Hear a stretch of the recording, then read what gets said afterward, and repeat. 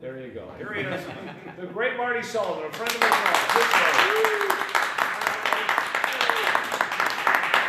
That's some response you're getting here. It is. I mean, the whole weekend has been like this. Hey guys, tell you what, if you have a question, put up your hand right away, because we're not going to remember at the end, and you're not going to remember the question. So we all lose. So question, put up your hand right away.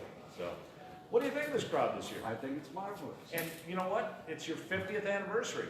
Oh, it is. Think about it. 1969 to 2009, the 50th anniversary of Super Bowl. That's always a special time. Always a special time. I didn't think I'd make it this far. Oh, come on. You've got plenty of time to go, too. I hope I have those kind of legs. Are you surprised at how the character has sustained itself? It really amazes me. I haven't had this suit on in 25 years. It still fits. Yeah, it still does, but it amazes me that people still remember it. Oh, what do you mean? I've been an off the air now, 25 years. Well, let me just point something out, folks.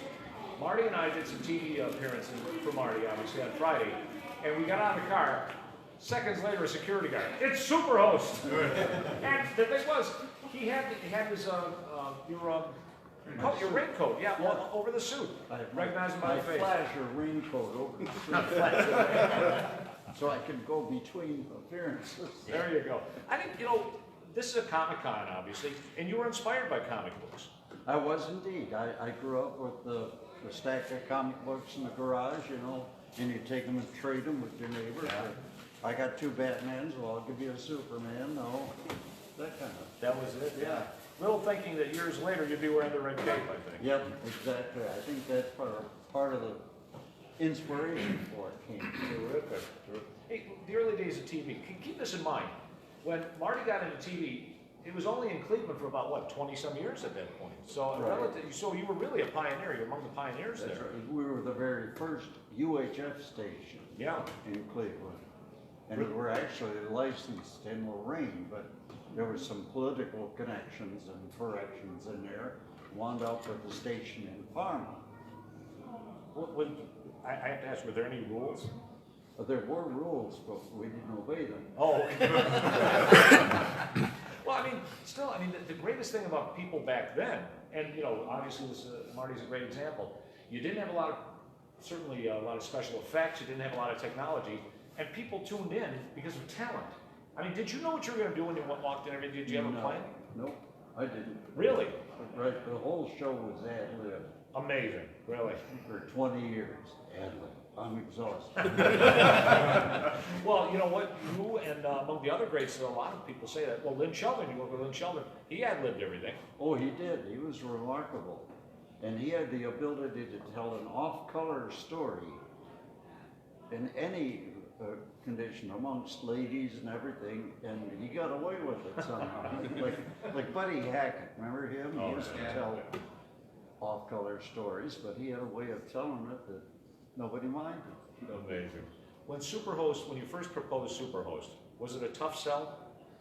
No, I had been in the studio doing something, and somebody thought my fly was open, or told me my fly was open. So I was trying to correct that and be on camera, and the program manager asked me to come up with an idea for a movie host character. And this is the idea I came up with. And they simply said, we'll do a pilot show, a sample, and if we like it, we'll put it on the air. And it was that easy? It was that simple. Well, when did you do you did it after hours, I think. Oh yeah, the station signed off at midnight. So we came in, a bunch of friends and I, into the studio, and we taped the pilot show, and they presented the management. They bought it. There you go. Well, wait a minute. You also put the names of management in I did, yes. They were on the titles, the credits that went up and down. And Henry Brookerstein. Super boss. Henry Brookerstein, we had 3 directors. Henry Briggs, Brooks Bektorsky, and I've forgotten the other one. Anyway, I meshed the names all together and came up with a character named Henry Brookerstein, who was the meek, mild-mannered TV director who changed into Superhost when he went into the booth, the phone booth, and uttered the magic words, Sponsor. Hey, now that phone booth, there's a legend. I don't know if you can verify this. Somebody stole that phone booth. Yes, somebody did steal that. Did you catch it? Perfidious performer. A perfidious, but who was that performer? That performer was Big Chuck. He stole my phone booth, literally. They were over at the station taping a commercial or something, and we chatted for a bit, and I had to go about my announcing duties, and then they finished their commercial and took my phone booth and went. It must have been an inside job, though. It must have been. I It bet. must have been a mistake. But you know what? Was that the same phone booth that? Because you made an appearance on Big Chuck's show. I did. Yeah. Now, how did that come about? Well, that was we talked all the time. We were good friends, and he said that he wanted me for a bit sometime. So I went down. We did the bit at Ken Lake, and that phone booth was out on the street corner. Well, you know, the funny thing about the phone booth, I was with a group that put on an exhibit at the Cleveland Public Library, and it was about Superman. All these wonderful artifacts. They had original costumes, original art, wonderful things. You know, things, Jerry Siegel's yearbook, stuff like that. There was one thing that everybody took a picture of. In fact, there were long lines, and they didn't know what it was. And we actually had to put up a little sign explaining what a phone booth was. And they had proms and things like that. And people were taking their pictures at the phone booth. If that phone booth was in your house today, it'd be worth a lot of money. Probably would. I think so. sign it. Hey, once again, folks, if you do have a question for Marty, please, and we have one right here. Do you still have the blonde wig? The blonde wig. No, I don't. That belonged to my the guy that did the switching station, Chuck McLean. His wife bought that for something, a Halloween costume or something, and she donated that to Sue, and that was the moronic woman. And we filmed that bit up behind the studios when we were in Parma. It was all woods back there, and we just went back in the woods and filmed a dainty, super moronic woman running around. We have another question here. Yes. Kind of following up on the moronic woman, when you kick the, tried to kick the field goal in your leg. Oh, kick the shit. You said you filmed that behind the woods, and I was just curious to know, was that behind, because it always looked that way, because my grandparents lived behind Valley Forge High. That's what it was. It looked just like that, and I was wondering if that. Okay. Right. And that So one the guy other that curious kicked, about there was one scene where the football went flying over the thing. Well, one of the chaps at the station happened to be a tryout for the, I think it was some football team in, I forget which football team, it was down in Texas somewhere. He's the one that kicked that, and he could kick it a mile. Just amazing. Hey, you know what? I think you also, you mentioned once before, you took some of the ideas for some of your skits from other people. I mean, if they offered you a skit idea, you said, well, let's work with it. Is that Oh, right? sure, yeah. The moronic woman, if you remember that one. There was one episode where she was trying to stop a thief in a car from driving away with all the loot from the bank. And she came out and grabbed the bumper, and her arms went stretched way out. But I found dryer hose and painted it blue so it matched the suit. And that's what happened to the dryer hose. Amazing.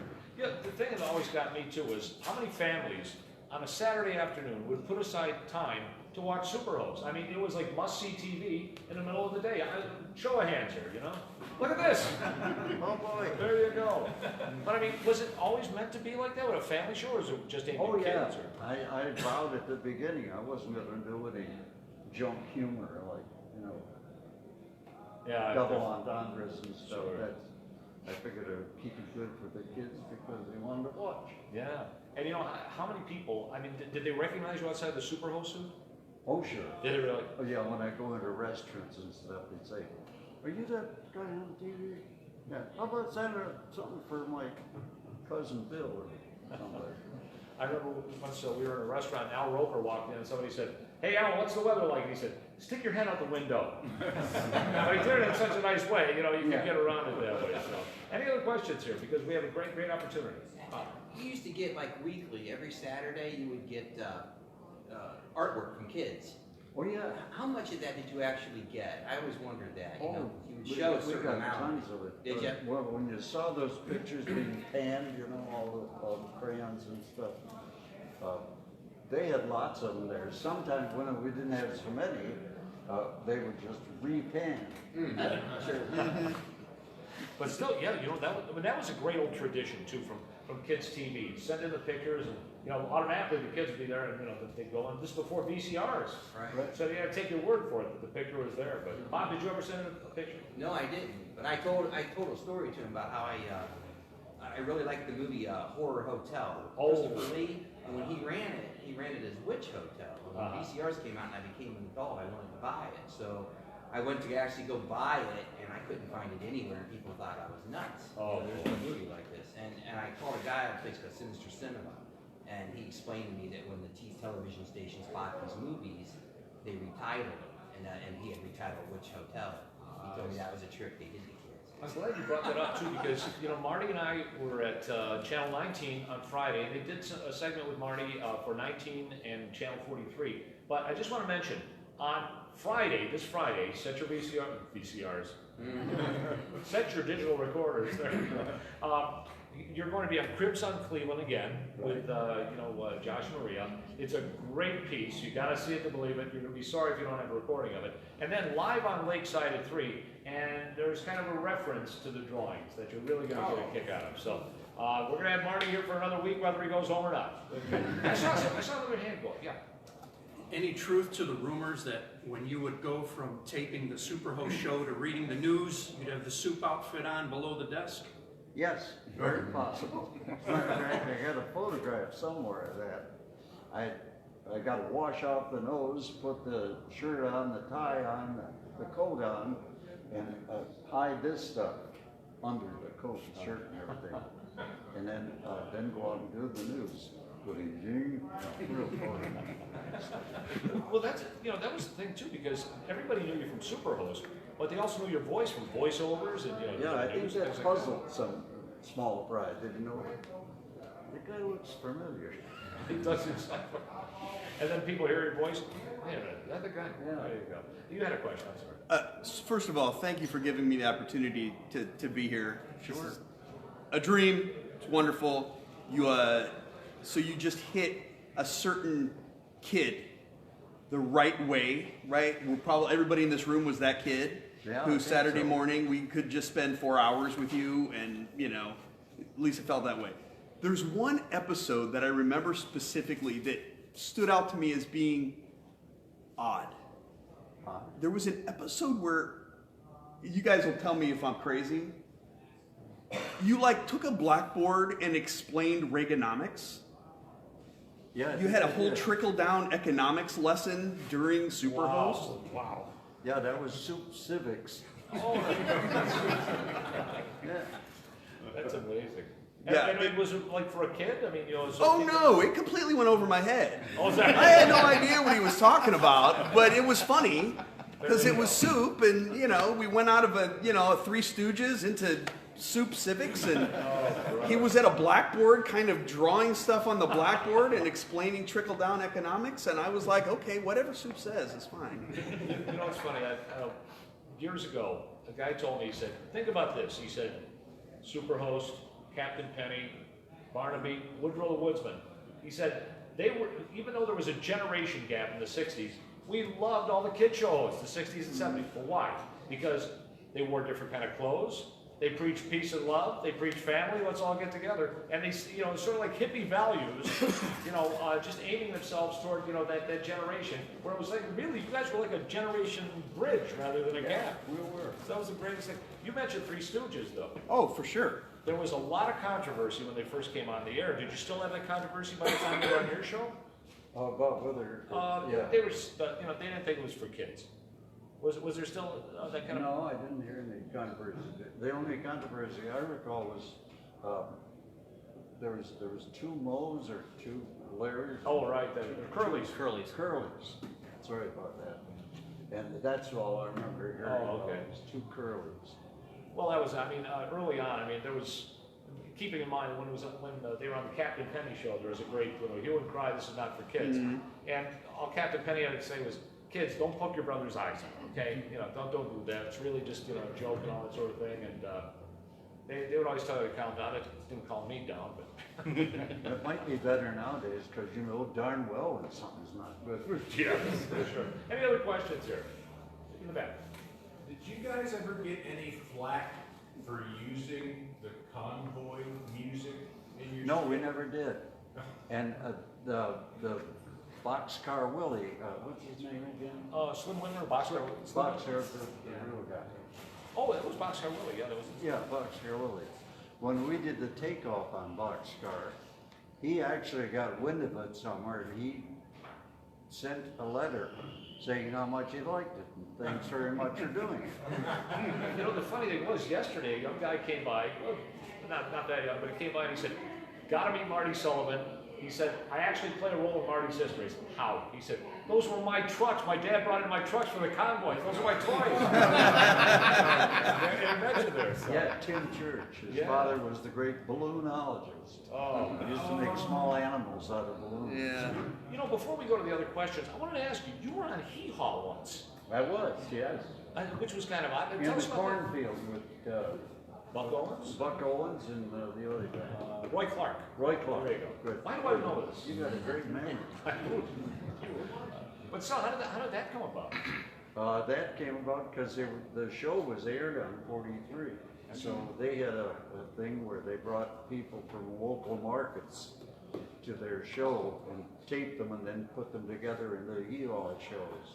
I happened to be one of them in the cornfield with Buck and Roy. And that was amazing too, going to lunch one of the days down there for the taping. We all went to a truck stop down there in Tennessee somewhere, near Nashville, or probably in Nashville. But the people that went with us, like Grandpa Jones and Lulu was probably Lulu was Roman, with it. Yeah, Lulu was big. No pun intended. But when it went to the truck stop, everybody just forgot about the rest of us, and it was all the country stars, and they were just adored by those people. They couldn't do anything wrong, and they got the top drawer service and all that stuff. It was great to see them. They loved the Hee Haw people there. Matter of fact, when I moved to Oregon, my neighbor was a fan of Hee Haw, but it was off the air then. And Hee Haw had given me a pair of coveralls with Hee Haw all over it. And I gave this to this guy who drove a log truck. And he's got the Hee Haw overalls up in his living room. To show everybody Hee Haw. Well, you're lucky it was Hee Haw, not professional wrestling. Those guys are tough. Oh, yeah. True. I saw their hands go up. Go ahead. I'm just curious, what kind of the movies that you played, did you pick any of them, or was that I somebody didn't told pick you? them. Management picked them all. That's why they're so bad. Well, you know, the funny thing was, Ernie Anderson said that they used to have a wonderful, you'd get the A films, the B films, and the C films. When are we going to run these C films? Overnight, nobody watches. Right. So next thing you know, you get a good host, everybody's watching it. So these films probably got more audience on your Probably show did. than in the theaters there. How so. many of you remember Starman? Oh, Japanese yes. flick? For I thought it was so funny. A little Japanese guy with a cape that came to here. Yeah. And he got into a big fight scene and kicked one of the villains upstairs. I mean, the greatest thing was, so many of those films are revered now. You know, if you go to some of the conventions, and they have like the C movie list there, and that's where the crowd is. Everybody's looking for those old movies that they loved when they were kids there and stuff. The only thing missing is Superhost. Right. Were there any whole shows taped back then? Because you went off in 1989. No, we just did the raps then. Oh, okay, okay. And the other tapes were thrown back into the bin and recorded over. Isn't that amazing? Gosh. It makes me That's throw just up. amazing. Other questions? You know, the funny thing was, and that's the way everybody was very budget conscious, obviously. Barbara Streisand actually she was the co-host with Mike Douglas for a whole week in Cleveland. And they taped it, and they were outraged. They came down and they talked to their producers there at KYW, and they said, who authorized $1,500 for the week for Barbara Streisand? They were so outraged, they said, take those tapes, we have to record public announcements on them. they'd be worth millions today. Oh, well, think what your stuff would be worth today on Yeah, DVD. probably. Oh my gosh, and well, actually, I think every now and then, I think Channel 43 still has some of your stuff in an archive there. Yes, they did save the wraparounds, Mm-hmm. but not the whole show. I wanted to ask you Some this. of the wraparound, not all of them. I remember 1989, and you said, just out of nowhere, you said, hey, we got a big announcement next week. And tell us about that. Well, the big announcement was that was the last show.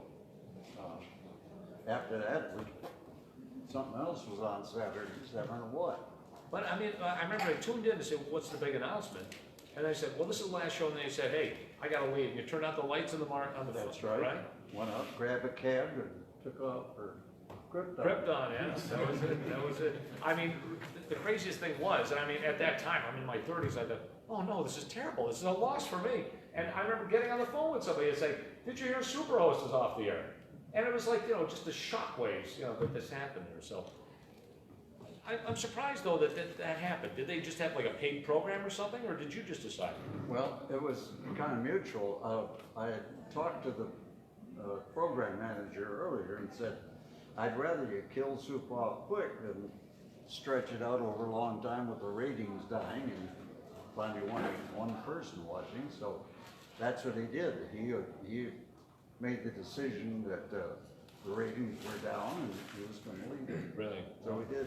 Well, you wore so many hats around that station. Oh yeah, everybody at the station did multiple jobs because it was just getting started and management hadn't layered it like they do.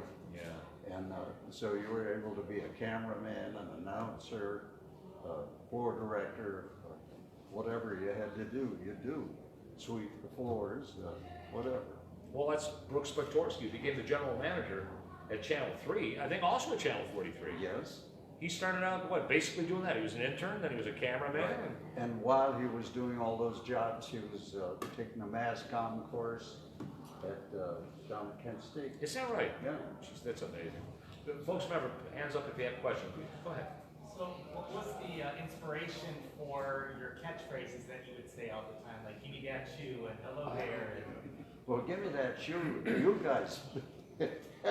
That's the catchphrase, because that was in the open, you remember, where the crowd scene and the one guy stand there with his hand up, and it's a street corner scene, so he says, look in the sky, it's a bird. No, it's a plane, no, it's what's his name.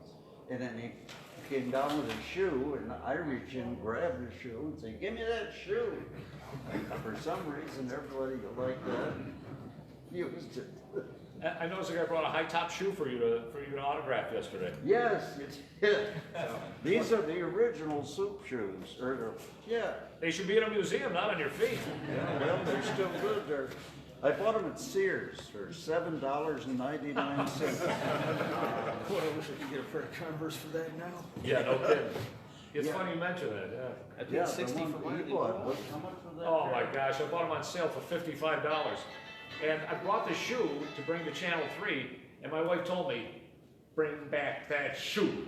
Just like that. Because otherwise, you know, I just paid, you know, $55 for one shoe. But that was one thing, you know, nice to see it, Josh Cripps, give me that shoe. I said, give me that shoe. The phone booth, though, that stayed at Channel 43 for a long time. It was almost like, you know, just sitting there. Right. And, I mean, think about it, you go into a TV station, what's the phone booth doing over there? Yeah, in the back, we had round studios, and there was big double doors that went out into the access room where the carpenter shop was and stuff. And that's where the phone booth stayed, where all the other scenery and flats that they put up were just stuck, keep out of the studio. There it was for years, and then until Big Chuck came along and played. Well, I think a guy named Jerry Jasway pulled into his truck yeah. too. Jerry was, and you know, to show you just how TV progresses, Jerry retired and his son took over for where he was. So there's going to be somebody with that last name doing that same job for many years to come. Yeah, Jerry was a carpenter and general fix-it man. Anything broken in the station, he'd fix, and that was great. He was good at it. He had apparently worked for the city of Parma. Before that, I don't know, whatever he was doing there, probably the same thing. But then his son took over doing the same job as 40. It's amazing. You know, you saw the response that you got this weekend. Yeah. And the anticipation of you coming in for this was just sky high. Are you surprised that, like, popular culture, the way it's just progressed up to this point, that it's so important to everybody? I am surprised. I didn't think anybody would remember after a couple of years. They just forget about soup and go on to something else. But they didn't. All you folks are witness to that. You're imprinted on our There you brains. go. I must be. They're like a small chicken that Yeah, we just follow We've been mother. missing you for all this time. That There's is a well said. void. Well said. Yeah, well let's have a hand for the small chicken. said. Yeah. You know, yesterday we had Ron Penfound's son and daughter were here, and Ron died years before his grandchildren were born. And I'm always wondering, because I met his grandchildren, and they said, yeah, we know our grandfather was somebody pretty important up in Cleveland. How would you describe Soup to somebody? How would you want somebody to describe Superhost? Oh, just a guy in a super suit that appeared on TV and we'd watch movies on Saturday. I think it's a lot more than that. I think it's a lot more than that. Yeah. So how would you guys describe Superhost? He's everybody's best friend on Saturday. That's once again, you should be up here. Terrific. Everybody's best Thank friend you. on Saturday. Thank you very much. Yes. Shaped my taste I like all kinds of movies. I like really classic movies and everything. But the way he shaped my taste in movies that I probably never would have seen anywhere else. And even to this day, I mean, you know, I'll sit down with my daughter and watch Godzilla or Alto from when I hammer film and watch it with my sons. And it's because that's where I first saw them. Saturday afternoon when I wasn't outside playing. Mike. Well, I grew up a monster kid, and the only reason there would have been an association with monsters is because of the Northeast Ohio TV hosts. Yeah. Goularty, Big Chuck and Houlihan, Superhost, and so on. And oh shoot! Oh, Son of Gould. Son of Gould. I was calling him Kevin. Where's Kevin?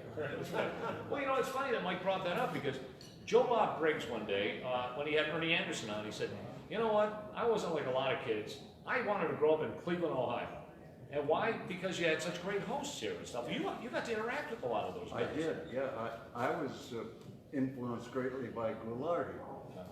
As a matter of fact, I was working in radio, and Saturday nights I'd watch Goularty because I loved what he did with the movies. He treated them with absolutely no respect.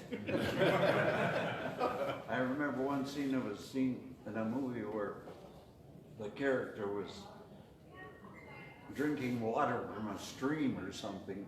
It's just one of the scenes. And Ernie pops in with, well, it looks like ketchup, from some commercial tagline. And he did, and he would just appear in some parts of the movie for no apparent reason. It was great. Did you do walk-ins as well? Because I No, remember I the didn't do breaks. that. Yeah. But, you know, some of those movies were begging for that. Oh, yeah. There was one, when I first went on the air with the show, it was a long time, 5 hours, I think it was. Oh, yeah, sure.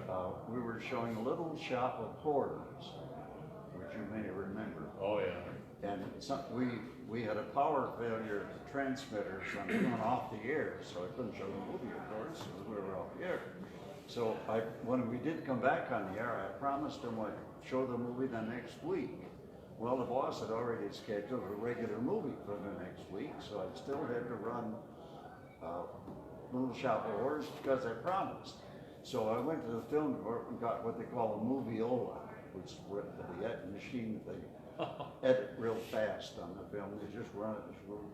And I ran the movie on that, real double speed or triple speed or whatever, and a lot of Mickey Mouse noises. And so I did. I ran it. Nobody could watch it, but I ran it. Well, you had to live up to that. That was before picture-in-picture, because you could have two. I'm going to ask you an unfair question. And whenever I've asked people, they always say, you know, I'll say, what was your favorite skit? They'll say, what's my favorite kid? I don't know. Would you have a favorite skit that you did? Yeah, I think Convoy was probably the... That got a lot of, really, that did get a lot of response. Everybody loved it. Yeah. That's that Jim Church. Yeah. He came in the other day, and he was the one that stole his, well, his dad stole his truck so he could set up his little Tonkas in the scene. And well, the great thing about that was, if you look at some of those old Ed Wood movies, where they have like, you know, they had like a cemetery and the tombstones are going back with the cardboard. That was like Convoy. I mean, it was a cheap, but when you got the point across, that was a great thing. Talent speaks. I saw another hand go up. I'm sorry. Yeah, go ahead. Have you ever thought about doing one last episode? One last episode. of Never Superman. thought of it. No. I mean, with technology, Once I with hung up Facebook the and suit, stuff. I hung it up. Sorry. The technology with like Facebook, you know, or whatever, you know, you could possibly do an episode, one last one. I suppose I could. I think you should. And if you put it on DVD, Love to we'd all see it. buy it. Oh, that's a great point. You know, you're coming up with so many great comments. If it was on DVD, people would buy it. Yeah. Well, maybe not if we're on flashcards. I think so. Any other hands here? You know what? So many people have come up to you this weekend, and they all come up, and when you were on every week, you were like a member of the family. Yeah. And they come up, and sometimes, you know, you're hearing some of the conversations. It's almost like, my son, my brother, everything, things like that. Yeah, well- Were you getting way back like that, you know, when Superhost was on the air? Well, when I went to a public affair or a fair or something, we went to fair quite a bit. Cuyahoga County Fair. Yeah, I get that kind of reaction. Really? Yeah. And at Oktoberfest, they have an Oktoberfest out there. Oh, sure, yeah. What were the events like? What were the special, I mean, when you did personal appearances?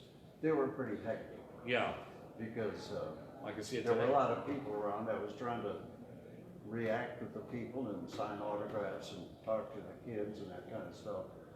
And the crew was after me to, you know, do the next segment, you know. Yeah, sure. So it was kind of troublesome, but it was fun too. Well, that brings up the next question. I mean, the studio audience. Did you ever think about having a studio audience? No, a couple times I did where we had some scouts or something. Yeah. And then somebody got mad at me because the boss wouldn't allow too many of them in because of firewalls and whatnot. And that was a relatively small studio, and you had a lot of cables and things like that. Yeah, Sure. And if you get a crowd of kids in there, you never know what they're gonna do. Yeah. Well, that's true too. So we just kind of, and I guess the insurance, it's something about the insurance. They had to be covered by company insurance, and that raised the rate. I don't know, something like that. Sure. You know, you were a serious newsman, Right. and you went to, well, I mean, you still had a serious job and stuff, but was it tough going from the serious news guy on WGAR to TV and Superhost? Well, tough in a sense, just changing costumes. Oh, now, Because was they had to it, clean the nose off and put the suit coat on and do that kind of stuff. prior to this opportunity, did you think, you know, I'd like to do this, like, you know, like years before or something? I never thought about being a movie host. I wanted to be a newsman. I thought that was the apex. Yeah, But sure. It wasn't. And as a matter of fact, when I tried to get into the news business and television, they told me I was too young. Now, Yeah, right. now they say you look too senior. That's exactly it. Well, I'm just curious about that because you had covered like a lot of serious stuff. You covered riots in Oh, yeah, Cleveland, I and, did. you know. I covered the Lakeview Saywell riot. Really? That was, they were trying to build a new school in a racially sensitive neighborhood, and they didn't want it there. So they protested and had all kinds of people out protesting it. Yeah. The Reverend Bruce Plunder was killed there accidentally. He was shot him and he just killed her. They were bulldozers, kids driving bulldozers for the summer, were putting in the foundation dig or something. And these people threw themselves in front of the bulldozer to stop it, the demonstrators. And the Reverend Bruce threw himself in behind this one bulldozer, and the kid threw it in reverse. That was the end of the Reverend Bruce Plunder. Wow. It was tragic, but My father told me about that. He always referred to it as Plunder's Blunder Day. Oh, brother. yep. I have to ask you though, I mean, you covered a lot of serious news and stuff. Why did you decide to go to TV? Was it just because you wanted to become a TV reporter? Yeah, well, when I went to announcing school and all that, I wanted to be an announcer, and then I became an announcer. And And then my further ambition was to get into TV. And I didn't wear TV. I thought news, probably, or weatherman, because I was a weatherman in the Navy. But then the weather got to the point where all you had to do was call the weather bureau and say it's going to be rainy, instead of sticking your head out and saying it's raining. The old Al Roker line. Well, let me ask you, you came from Detroit. Right, Detroit. I was born in Detroit. Yeah, and I'm just wondering how Long you time ago. Just wondering how you made it to Cleveland. Because Cleveland was a much bigger city. Not that Detroit, but it was a bigger city than it is now. Put it that way. How did you come to Cleveland? I had worked at WJR in Detroit. One of the announcers was Ray Engel. He was a newsman there, and he left WJR to go to Cleveland. WJR replacing Charlie Day, who was leaving to go to New York or something. So George called me up and I asked me if I wanted to be a newsman. I said, sure. So I got in the car and drove up to Cleveland and became a newsman. It was that easy. It was that easy. What My did you- friend called. Well, I mean, but still, I mean, did you have any kind of news background? Did you do newspapers or something? No, but in those days, all you had to do was read the news. Well, that's true too. Yes, exactly. You had to be a good reader. That was, well, and radio was a whole different animal back then. Oh, It was yeah. a wonderful. Well, WJR was one of the first stations in the country, and they had their own orchestra. The announcers had to wear tuxedos to work. Oh. This is radio. Why would you have to wear a tuxedo to work? Dumb. Well, those were the days too, and I mean, I think that the engineers used to actually have to be dressed up too. Oh, yeah, engineers were a big part of it. They had a remote rig too, that they sent all the way to California, being a clear channel station. They were received out in California. Really? Yeah. Wow. At certain times of day, you could pick them up. That's some reach there. Maybe you've missed it, but when you did the show on every Saturday, was it live or was it taped? It was taped, Okay, what they call live on tape. okay, In other words, we taped it Friday night usually, okay, and then the tape was run on Saturday with the movie in between it. okay. Live on tape, sort of like an oxymoron, like Yeah. a jumbo shrimp, Yeah. peacekeeper missile, things. Yes, go ahead. Did you ever actually have to watch all the movies, or did you just know about the movies that you were in? I used to go in the back in the editing room where the film was edited, and I look at it fast on it because a lot of scenes were dull and just filled. I put it on a movie hole and zip through it. Any other questions, folks? Tell you what, Marty wants to talk to all of you. You know, once again, the autographs are at the table, but we do have a special presentation. Can I ask Mike to come up here, Mike Sabine, and Bob, are you coming up here as well? Yeah. Come on up here. Guys, these are the guys, what have Mike and Bob wrought? This was the event you have today started with the brains of these two guys. I think you're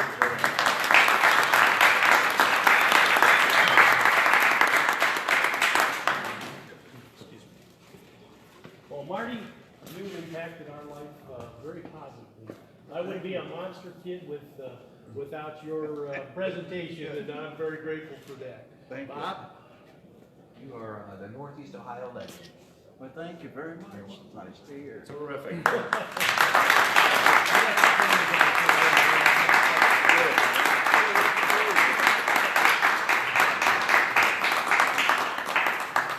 There, how about that? There you go. Photo op. Photo op. Marty, what do you have to say? Stick your I face in. think everybody here, you're closer to us now, but we'd love to have you in Akron. So I brought the real estate section with me today. If you get a chance, you know. So, ladies and gentlemen, Marty Sullivan.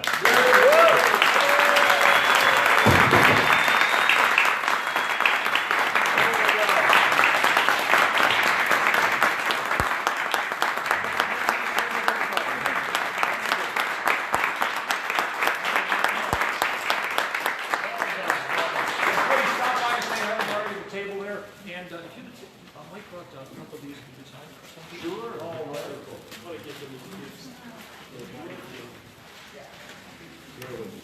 Hey, folks, if you're interested, I got the entire interview on 330 to go. It's live and it's up now. Okay? Oh, terrific. Thank Yep. you.